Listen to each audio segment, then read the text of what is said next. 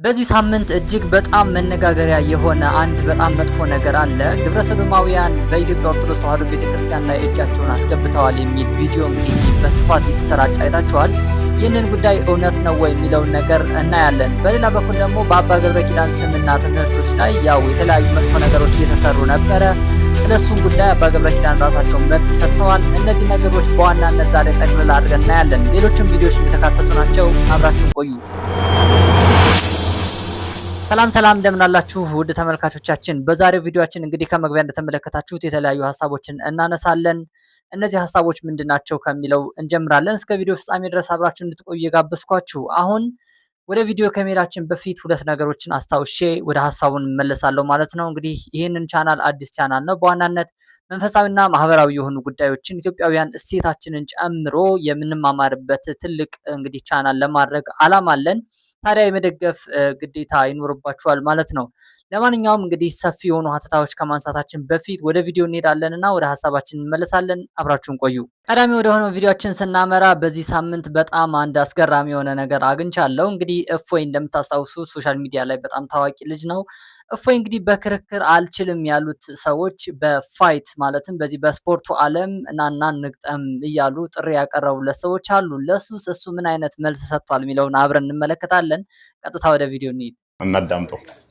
በሪንግ ውስጥ ማለት ነው ከኔ ጋር እንዲፋየት ኦኬ። ይሄንን ቪዲዮ ቢያንስ ሶስት ጊዜ ኮፒ ሊንክ እያደረጋችሁ ለዚህ ሰውዬ ሼር አድርጉለት።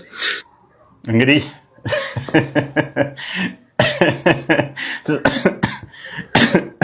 ሬስሊንግ ውስጥ እንገናኝ እያለኝ ነው። የቲክቶኩ ከበዳቸው። ስለዚህ አትሊስት እንሞካከር ነው። ሌላ ምን ይመጣል እንዴ? እንግዲህ በዚህ መልኩ እሱም ሰልፍ ዲፌንስ ስፖርት እንደሚያነሳ እያሳየን ነው። እስኪ እንመልከተው። ለማንኛውም በሬስሊንግ ውስጥም ከፈለጉ እኛ እንተማመናለን። ያው መመልከት ትችላላችሁ። እሱ ፕሮፌሽናል ስፖርተኛ ነው። እውነት ስፖርተኛ ከሆነ እስኪ ያሳየን። ወደ ሌላ ቪዲዮ ስናልፍ ደግሞ እንግዲህ ከሰሞኑ አባ ገብረ ኪዳን ያው የተለያዩ ትምህርቶችን እየወጡ ነበረ። በሳቸው ስም ኤአይ ላይ እያቀናበሩ የተለያዩ ነገሮች እየወጡ ነበረ። ለማንኛውም እስኪ ትንሽ ላስታውሳችሁና ወደ እሳቸው ሀሳብ እንሂድ። ከጎን የምታዩቸው አባ ገብረ ኪዳን የባህል ሐኪም ናቸው። እጅግ በጣም የብዙ ሰዎችን ባህላዊ ጥበብ እየፈወሱ እየሰሩ ናቸው። እንደው ከፈጣሪ በታች ፈውስን ይሰጧቸዋልና ቴክኖሎጂውን ወይ ወቁት ወይ አትጠቀሙት። በኤአይ የተሰራ ቪዲዮ ይታወቃል። የሰውየው ፊት፣ የቃላት አወጣጡና እንዴት ነው የሚሰሩት ብዬ እንደው ለማጣራት ትንሽ ሞክሬ ነበር። እንዴት ነው እንደዚህ አድርገው የሚሰሩት የሚለው በቃ ጽሁፍ ያዘጋጃሉ። የኔን የድሮ ድምጾችን ይሰበስቡና ከዛ ያዘጋጁትን ጽሁፍ ለኤአይ የቤት ስራ ይሰጡታል። ከዛ አቀናብሮ እኔ እንደተናገርኩት አሉ የኔ አፍ እየተንቀሳቀሰ አድርጎ ይናገራል ማለት ነው። የኔኑ ካባ አድርጎ የኔኑን መስቀል አስይዞ፣ አንዳንድ ደግሞ ያላስኩትን መስቀልም ያስዛሉ። ያለ መቁጠሪያም ሌላ መቁጠሪያ ያስዙኛል። እንደፈልጉ ያደርጉታል። ስለዚህ የቃላት አወጣጡ የከንፈር እንቅስቃሴውና እስከ ሰውየው የሚነገረው ቃል አይዛመዱም። አይኑ ይቀባጅራል፣ ፊቱ ይቀባጅራል። ሌላ መልክ ነው የሚሰጡት። የተለየ የአይን እንቅስቃሴ ያለው እና ሰው አያስተውልም። ግን ይሄ ምልክት ሊሆን አይችልም። መጀመሪያ እንዲህ ያለ ትምህርት ሲሰጥ እገሌ ሁልጊዜ በሚያስተምረው አንድ መምህር እንዲህ ብሏል ተብሎ በሚዲያ ሲነገር ሁልጊዜ የሚያስተምረውን ትምህርት መቃኘት ያስፈልጋል። ሁልጊዜ ምን ብሎ አስተምሯል፣ ይሄ ሰውዬ እንዲህ ያለ ትምህርት አስተምሮ ያውቃል ማለት ያስፈልጋል። እና ዝም ብሎ አሜን እንዲህ ያላችሁ ለካ የዋሆች ናችሁ አለ ቅዱስ ጳውሎስ። እንዲህ ያላችሁ ደጎች ናችሁ እንዲሁ ማን ነው እንደዚህ ሞኝ አዚም ያደረገባቸው? እውነትን እንዳታስቡ። እንግዲህ በዚህ መልኩ ሀሳባቸውን ገልጸዋል። እሳቸው እኔ በጣም ደስ ያለኝ ትልቁ ነገር እሳቸው ጋር መድረሱ ነው። ይህንን ነገር ማለት ነው። እንደምታስታውሱት ከዚህ በፊት በኤአይ የተሰራ ስለ ስጉራ ማርያም እንግዲህ ስጉራ ማርያም እንዴት አድርግላችሁ የሚል በእሳቸው ስም የተሰራ አንድ ቪዲዮ እዚህ ዩቲዩብ ላይ አይተን ነበረ። ያው በዚህ ጉዳይ ላይ ሀሳብ ሰጥቼ ነበረ። ኤንዌይስ አሁን ላይ እሳቸው ጋር መድረሱ በጣም የሚያስደስት ነገር ነው። እሳቸው እንግዲህ እንዲጠነቀቁም ይሆናል። በሌላ በኩል ደግሞ ምዕመናን እንዲያውቁት እሳቸው በዚህ አንደበታቸው ማለታቸው ሰው እንዳይሸወድ ትንሽ ይሻላል። እንዲህ እንደቀላል አይደለም። በጣም በከፍተኛ ደረጃ ይታያል። በከፍተኛ ደረጃ ነው ሰው አሜን አሜን እያለ ላይክ እና ሼር የሚያደርገው ማለት ነው። እሳቸው ከዚህ በፊት የሚያስተምሩት ትምህርት አጥማቂነትን እንደዚህ አይነት ከጥንቁልና ጋር የተያያዙ መጥፎ ነገሮችን እጅግ በጣም ነው የሚኮንኑ። ስለዚህ እሳቸው ወደዛ ነገር እንደማይገቡ በትክክል ማወቅ መቻል አለብን። በሌላ በኩል ደግሞ እሳቸው እንዳነሷቸው የአፍ እንቅስቃሴና የቋንቋ አጠቃቀም ጨምሮ ኤአይ ላይ ሲሆን የተወሰነ ልዩነት አለው። በዚህ ልክ እንድንረዳው እንዲሁም ደግሞ በተለይ እህት ወንድሞቻችን በተለያዩ ሀገር ያሉ ክፍለ ሀገርም ያሉ ምናምን ኤአይ ላይ በደንብ ግንዛቤ የሌላቸው ላይ ግንዛቤ እንድንፈጥርም በዚሁ አጋጣሚ ማሳሰብ ፈልጋለሁ። ወደ ሌላው ቪዲዮ ስንሻገር ከሰሞኑ በጣም አነጋጋሪ የሆነው ሌላኛው ጉዳይ ደግሞ እንግዲህ በኢትዮጵያ ኦርቶዶክስ ተዋሕዶ ቤተክርስቲያን ላይ ግብረ ሰዶማውያን እጃቸውን አስገብተዋል፣ የተለያዩ ስራዎችም እየሰሩ ነው የሚለው ጉዳይ ነው። ለማንኛውም በነጋሽ ሚዲያ ዩቲዩብ ላይ ቀርቦ እንግዲህ ሰፊ የሆኑ መግለጫዎች ተሰጥቶበታል። በዚህ ጉዳይ እስኪ የተወሰነ ክፍል እናንሳና ይህንን ነገር እውነት ነው ምንድን ነው እየሰማን ያለ ነው የሚለውን ነገር እንነጋገርበታለን ማለት ነው። አንድ ሙሉ አብነት ትምህርት ቤት አንድ ከውጭ በመጣ ፈረንጅ የአብነት አስተማሪውን በዚህ ግብር ይገናኘውና አስተማሪው ደግሞ ተማሪዎቹ በሙሉ በኩሉ አብነት ትምህርት ቤት ተዘግቷል። ስር የሰደደ ነው። ከውጭ ጀምሮ ኮንታክት ያለው በበጀት የሚንቀሳቀስ ነው። አሁን እዚህ ያሉ ቤተክርስቲያን ውስጥ አሉ የምንላቸው ሰዎች ወዶ አይደለም የገቡት፣ መጀመሪያ ተጠቅተው ነው። አሁን ይሄ ሊገነዘብ ይገባል። ይሄን ቪዲዮ የሚያይ ሰው ማንም ወዶ የሚገባ የለም እዚህ አጸያፊ ውስጥ። ግን ድቁና እንሰጣለን በሚል ሰበብ ይገናኟቸዋል። የሆነ ከፍታ ለማግኘት ሲፈልጉ ይህ ግብር ውስጥ ካላረጉ እንዳይገቡ ያደርጓቸዋል። በተለያየ ምክንያት አንዳንዶቹ ስቅስቅ ብሎ እያለቀሱ የሚያዋሩ ነው አሉ። ይሄ ጉዳይ በጣም አስቸጋሪ የሆነ ጉዳይ ነው። እንግዲህ ቤተክርስቲያኗ ውስጥ ከገባ በምን አይነት መንገድ ገባ የሚለው እንግዲህ ሲገልጸው ሰምታችኋልና ተለያዩ እንግዲህ ከውጭ ሀገር ጀምሮ እስከ ሀገር ውስጥ ፕሮጀክት ተነድፎ የቤተክርስቲያኗ መምህራን በእንደዚህ አይነት መንገድ እንዲጠመዱ በእንደዚህ አይነት መንገድ እንዲታወቁ እየተደረገ ይገኛል። እንደሰማችሁት አንድ አብነት ትምህርት ቤት በዚህ ጉዳይ ላይ ተጠርጥሮ ሙሉ ለሙሉ ተዘግቷል፣ ከመምህሩ ጀምሮ እስከ ደቀ መዛሙርቱ ማለት ነው። እና ይህንን ነገር እንዴት አድርጎ ነው እየተሰፋ ያለው የሚለውን ነገር ጥናት ነው ያደረጉት እነዚህ አሁን ኢንተርቪው የሚያደርጋቸው ልጆች ማለት ነው። ጥናት አድርገው ያገኙትን መረጃ ነው ለህዝብ እያሰራጩ የሚገኘው። ለማንኛውም እስኪ እነሱን እንጨርሰውና ትንሽ ረዘም ይላል፣ ግን ታግሰን እንጨርሰው። ገበናቸው ተሸፍኗል። እነሱም ንስሐ ገብተው አይመለከትም ከተለወጡ በኋላ። እዚህ ቤተክርስቲያን ከባድ ፈተና ነች የምንለው ለዚህ ነው። የሀገር ውስጥ ችግር ብቻ አይደለም፣ ከውጪ ነው እየተሰራ ያለው። ቤተክርስቲያኖች በብዛት ስትቃወም የምትታወቀው ግብረ ሰዶም። እዚህ ቤተክርስቲያንን በምን አይነት መንገድ ሰርስረን ልክ እንደ ካቶሊክ ግብረ ሰዶም ውጪ እንዳሉት ማለት ልደግፍ ለማድረግ ወደዱም ጠሉ አመራሮቹን መቆጣጠር አለብን። ከታች ሰንሰለቱ ቅድም እንዳሉት እነሱ ላይ ከደረሰ ከፈረሙ በኋላ አለቀ። ያን ለማድረግ ነው እየሰሩ ያሉት። እዚህ አሁን እንዴት አድርገን መስራት እንዳለበት አላውቅም። ስሜት ይነካል። አገልጋዮች ጋር ወሬውን ስጠይቅ እኔና እሱ ስንጠይቅ ያኔ ስንሰማ እሱ የቆየ ይለዋል። አባ ጋር ሄደህ ስጠይቅ እሱማ እንደዚህ እኮ ይለዋል። ግን አብረው ቆማሉ። ቅዳሴው ላይ አብረው እንትኑ ላይ ያሉ ይዘማሪው ላይ ያሉ አብረው ምኑ ላይ አብረው ምንድነው ተፈቅዷል ወይ እስከማለት ነው እኛ የሚሰማ የነበረው ስሜት ማለት ነው። ዞር ብሎ ደግሞ ያ ሰውዬ ንስሐ አስገብተህ ስናስወጣ ጎበዝ ይሉናል መተዋል። እኛ ለጉብዝና አይደለም ጥያቄያችን። ቢያንስ ቤተ መቅደሷ የምናለቅስበትን ቦታ አጽዱልን። በዓለም ጨቂተን ስንመጣ በበደል ረክሰን ስንመጣ ቤተ መቅደስ ጋር ቆመን የምናለቅስበት ቦታ ስጡን፣ ይንጻልን እሱ ቦታ። ይሄን እኛ ጥያቄ። ልጆቻችንን እንላክ ወደ ቤተ መቅደሱ።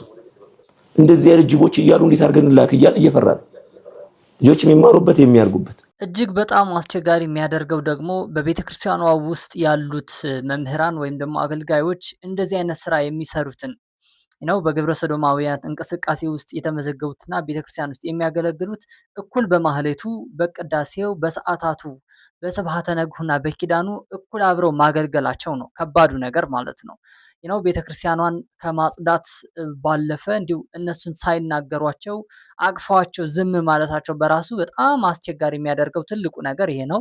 በሌላ በኩል ደግሞ ጥቃቱ የሚጀምረው ዋና የሚባሉ የቤተክርስቲያን አባቶችና ህፃናት ላይ መሆኑ ነው ታርጌት አድርጎ ማለት ነው። ነው ለመስፋፋት መጀመሪያ መምህራኑን መያዝ አለብህ። ከዛ በኋላ ደግሞ ህፃኑን መጉዳት አለብህ። እንደዚህ አይነት ነገር ለማስለመድ ማለት ነው። ወጣቱ ላይ ቶሎ ብትጭነው ወጣቱ ሬዚስት ሊያደርግ ይችላል።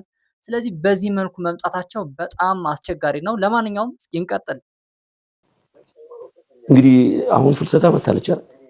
የልጆችን ነገር አንገዙ ላይ ከማንት ነው እንጂ ነጠላውን አድርጎ የሚሮጥ ልጅ አሁን ስልክ የምንሰማው ስልክ ተታመማለ። ቴክስቶቹ ማየት ይችላል። የ9 10 ዓመት ልጆች በዚህ ጉዳይ ውስጥ እየከተቷቸው ከተለያዩ ክፍለ ሀገራት አሁን ከወጣን በኋላ እግዚአብሔር ምክንያት አለው። ለዚህ ነው የማይደወል ስልክ የለም። እኛ ጋር እንደዚህ ተደርጓል፣ እኛ ጋር እንደዚህ ነው ጠቆመን ነበር እምቢ አሉን። እንዴ በቃ ዝምታ በስተዋል። እኔ አሁን አገልጋዩ ከታሰርኩ ወጣ በኋላ ይቅርብህ የማይለኝም አንዳንዱ በቃ ብሬ ጣጣው እንዴ ይሉኛል። አገልጋዩ ነው። ጀግኖች ደግሞ አሉ። አንበሳ ይላል መጥቶ ይሄ ነው ለሃይማኖት መሆን ያለበት። እኔ አሁን ቆሜ የማወራው ስላመንኩበት የመጣ ነው ስላመንበት እንጂ እየሰማን ዝም ስትል ነገ ቤት ይመጣል። በፊት ኤችአይቪ ከ10 1 ምናምን ይባላል ነበር። ከ10 ሰው አንዱ ምናምን ይባል ነበር። አሁን ይሄ ነገርም እዛ ሳይደርስ እንግጨው፣ ባጭሩ እንግጨው እና አስተምረው። ትውልዱ ሳያቅ ነው እዚህ ውስጥ እየገባ ያለው። በመጠጥ ተገፋፍቶ ሊሆን ይችላል፣ በተለያየ ነገር ተገፋፍቶ ይሆናል እዚህ ውስጥ እየተዘፈቀ ነውና አይናችሁን ገልጻችሁ በተለይ ሰንበት ትምህርት ቤት አመራሮች፣ የአብነት ትምህርት ቤት ያላችሁ የበላይ ጠባቂዎች፣ የቤተክርስቲያን አባቶች ልጆቻችሁን በደንብ ምሩ። ግዴላችሁም አበላምጡ ይሄን አምጡ ከማለት ይልቅ እነዚህ ልጆች ለውጡ። ሰው ካጣችሁ በኋላ ነገ ብትጮሁ ብታለቅሱ የሚሰማችሁ አካል አይኖር። በጣም አስገራሚና አስቸጋሪ የሆነ ነገር ነው። እውነት ለመናገር ይህንን ቪዲዮ ሙሉ ኢንተርቪው ነጋሽ ሚዲያ ላይ ገብታችሁ መስማት መቻል አለባችሁ። እያንዳንዱ ኦርቶዶክሳዊ፣ እያንዳንዱ ኢትዮጵያዊ ምንም ይሁን ምንም ቤተ እምነቱ ይሄ ጉዳይ ይመለከተናል። ይሄ ብቻ አይደለም ባይዘው የኢትዮጵያ ኦርቶዶክስ ተዋሕዶ ቤተክርስቲያን ላይ ያለው ኢንተርቪው አቀረብኩላችሁ እንጂ በሌላ በኩል ከእስልምና ውስጥም እንደዚሁ ኢንተርቪው የተደረጉ አሉ። በዚህ ጉዳይ ላይ በጣም ኃይለኛ ጥቃት የደረሰባቸው ማለት ነው። እያንዳንዳችን እንደምንም ብለን ሞክረን እንደምንም ብለን ታግለን ይህንን ነገር ማስቀረት ካልቻለን ነገ አይናችን እያየ የኢትዮጵያ ባህል በሙሉ ይጠፋል። አይናችን እያየ ቤተክርስቲያኖቻችንና የቤተ እምነት ተቋሞቻችን ይጠፋሉ። እነሱ ጠፉ ማለት ደግሞ በአንድም በሌላ መንገድ ትውልዱ ጠፋ ማለት ነው። በአጠቃላይ በቤተክርስቲያኗ ውስጥ ያለው እጅግ በጣም ዘርፈ ብዙ የሆነ ችግሮች ነው ያለው። ታርጌቱ እንዳልኳችሁ ከህፃናትና ከመምህራን ጀምሮ ነው። ከዛ ውጭ ደግሞ በቤተክርስቲያን ውስጥ እያገለገሉ ያሉ መምህራን ይህንን ነገር አዳፕት ማድረጋቸው ወይም መላመዳቸው በራሱ በጣም አሰቃቂ ያደርገዋል። ቤተክርስቲያን እንደ ቤተክርስቲያን ሰው ከሌላት ምንም ነው ዋጋ የሌላት ባዶ የሆነች ቤት ነው የምትሆነው። ስለዚህ ከዚሁ ጥንቃቄ እንድናደርግ በጣም ትልቅ ምኞቴ ነው። በጸሎትም ጭምር ይሄንን ነገር መታገል መቻል አለብን። እግዚአብሔር አምላክ ከዚህ ውስጥ ጠራርጎ እንዲያወጣቸው። ስለዚህ በርቱ። እናንተስ በዚህ ላይ ምን ትላላችሁ? ምንድነው አቋማችሁ? ሐሳባችሁ ይፈልጋል። ለማንኛውም እስኪ ወደ ሌላ ቪዲዮ እንግዲህ እንለፍ። Image right here. This is the image of the 21 martyrs of Libya. They were persecuted, tortured, and killed for the name of Jesus Christ. They were given a chance to be let go. ISIS kidnapped them and told them, if you say that you're Muslim, we'll let you go and just take the Shahada and deny Christ. And they wouldn't. And so they were tortured and eventually killed, beheaded on video. And the leader of ISIS said, this is a message to the nation of the cross. ይህንን ነገር ምንድነው ምናምን ልትችላላችሁ። ይሄ ከጀርባ የተመለከታችሁት እንግዲህ ስላድኖ የሚመስል ነገር ሪፕሬዘንታቲቭ ነው። እነዚህ በሊቢያ ተሰደው ወደ ሀገር አቋርጠው ለመውጣት ሲሞክሩ የነበሩት የሞቱት ወጣቶች እነሱን መታሰቢያ ተደርጎላቸው ነው። እንግዲህ የኮፕቲክ ቤተክርስቲያን ናቸው ይህን ነገር ያደረገችው። በኢትዮጵያ ኦርቶዶክስ ተዋሕዶ ቤተክርስቲያን ላይ ምን ያህል ይህ ስራ ተሰርቷል፣ ምን ያህል እነሱ ይታወሳሉ የሚለው ነገር ለራሳችን ጥያቄ እንውሰድ። ኤንዌይስ በጣም ደስ ብሎኛል። በዛ እነሱን እንደመታሰቢያ አድርገው ከታናናሾቹ ሰማዕታት ውስጥ አድርገው መድባቸዋል። በጣም ደስ የሚል ነገር ነው። እስኪ ወደ መጨረሻ ቪዲዮአችን አካባቢ ደርሰናል። ሰሞኑ በጣም አንድ ደስ ያለኝና ፈገግ ያስባለኝ አንድ ነገር አለ። እስኪ እንስማው። መማርክ ጠቅሞሃል? ምንም አይጠቅም። ጸጸቱ ራሱ እስከዛሬ አልወጣልኝ። እስከ 8 ከተማርክ በቂ ነው። አረ ምንም አይጠቅም። ይሄው ግራጁዌት አድርጌ ቁጭ ብያለሁ።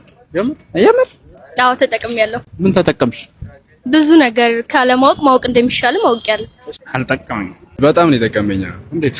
ያው እስካሁን የተንከራተትኩ ነው። አንቺ ወይ አንተ መማርክ ጠቅሞሃል? ኮመንት ላይ አንተ ወይ አንቺ መማራችሁ ጠቅሟችኋል? ለራሳችሁ ጥያቄውን ለራሳችሁ ጠይቁ። ኤኒዌይስ በእነዚህ ሀሳብ ላይ ትንሽ አንዳንድ ሁለት ነገሮችን ልበላችሁ። ቀልዱ እንደ ቀልድ እንተወውና እውነት ግን መማራችን ይጠቅመናል አይጠቅመንም የሚለው ነገር ያው ግዴታ መመለስ ያለብን ነገር ነው። መማር አይጠቅምም በሚለው ጀነራል ሀሳብ እኔ አልስማማም። መማሬ አልጠቀመኝም በሚለው ግን እንደየሰው ይወሰናል፣ እንደየፐርሰናሊቲ ይወሰናል። የእነዚህ ልጆች ሀሳብ የተመቸኝ ያልኩት ለዛ ነው ማለት ነው። ራሳቸውን ነው ሪፕሬዘንት አድርገው ጠቅሞናል አልጠቀመንም ሲሉ የነበሩ። እንደ አጠቃላይ ግን መማር አይጠቅምም የሚለው ማጥፋት መቻል ያለብን ቃል ነው። ትውልድ ይገልብናል። ባይዘወይ ሰው ካልተማረ ካላነበበ እንደዛ ቅድም ስናነሳቸው የነበሩ መጥፎ የሆኑ ሀሳቦችን መቃወምም መከላከልም አይችልም። ማንበብም መጻፍም ያስተማሩን እንግዲህ እነዛ አባቶቻችንም እንግዲህ በመጥፎ ነገር እየወደቁብን ነው። ስለዚህ ግዴታ ትውልዱ ማስተማርና ማንቃት ግዴታ ነው። ይሄ መማር አይጠቅምም ምናምን የሚል የሆነ ጀነራል የሆነ ሀሳብ ለልጆቻችሁ መስማት የለባቸውም። መማራችን ግዴታ ነው። ካልሆነ የሰው አይዲዮሎጂ እና ሀሳብ ተጭነን ዘላለም በሰው ሀሳብ መመራታችን የማይቀር ነው። ለማንኛውም እስከ ቪዲዮ ፍጻሜ ድረስ አብራችሁ ከቆያችሁ እጅግ አድርጌ አመሰግናለሁ። የዛሬው ቪዲዮ ትንሽ ረዘም ብሏል። እስኪ እንግዲህ ከቆያችሁ ያልቀረ ከፕሮፋይሉ አጠገብ ሰብስክራይብ የምትል በተን አለች። እሷን በመጫን ቤተሰብ መሆን ትችላላችሁ። ላይክ እና ሼር ኮመንት ማድረግም አይረሳ እንላለን። እስከ ቪዲዮ ፍጻሜ ድረስ ስለቆያችሁ እያመሰገንኳችሁ በሌላ ቪዲዮ እስክንገናኝ ድረስ ቸር ሰንብቱ፣ ቸር ቆዩልን። መድኃኔዓለም ከእናንተ ጋር ይሁን። ቻው